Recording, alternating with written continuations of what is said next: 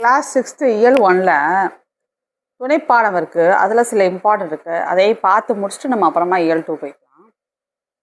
இதில் பாருங்கள், உலக உயிர்களை ஓரறிவு முதல் 6 அறிவு வரை வகைப்படுத்தியவர். வகைப்படுத்தி எந்த நூலில் இடம்பெற்றிருக்குன்னா தொல்காப்பியர் எழுதிய தொல்காப்பியம்.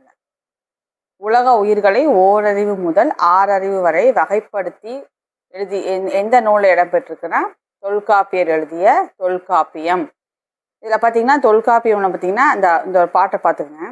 நிலம், தீ, நீர், வளின காற்று, விசும்போடு. அந்த நிலம், நீர், காற்று, நெருப்பு, ஆகாயம், இந்த 5 இது இருக்குங்க, 50 அதை சொல்லியிருக்காங்க. இதை 5 இந்த லைன் எங்கே இடப்பட்டால் தொல்காப்பியம் ஞாபகம் வச்சுக்கோங்க. அடுத்து கடல் நீர் முகுந்த கமஞ்சூல் எமிலி. கடல் நீர் முகுந்த கமஞ்சூல் எமிலி.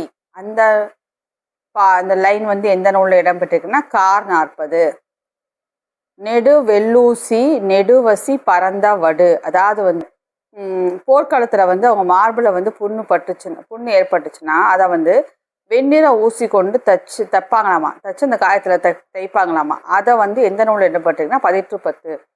அதாவது அந்த காலத்திலேயே நம்மளோட அறிவியலில் அப்போவே இருந்துச்சுங்கிறதுக்கு இதெல்லாம் ஒரு எக்ஸாம்பிள்.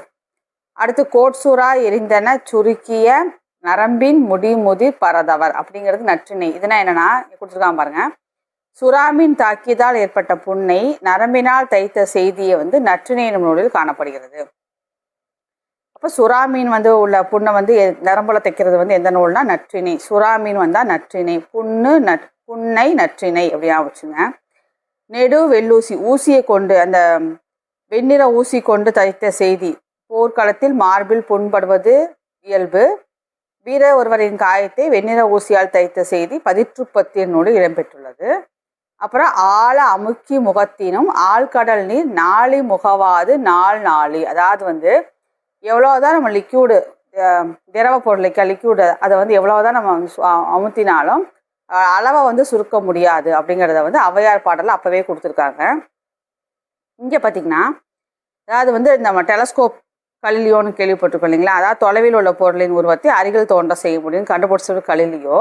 அதை அப்போவே திருவள்ளுவ மாலை கபிலர் எழுதிய நூலில் அதோட அதுக்கு முன்னாடி அதை பற்றி எழுதியிருக்காருன்னு சொல்கிறாங்க.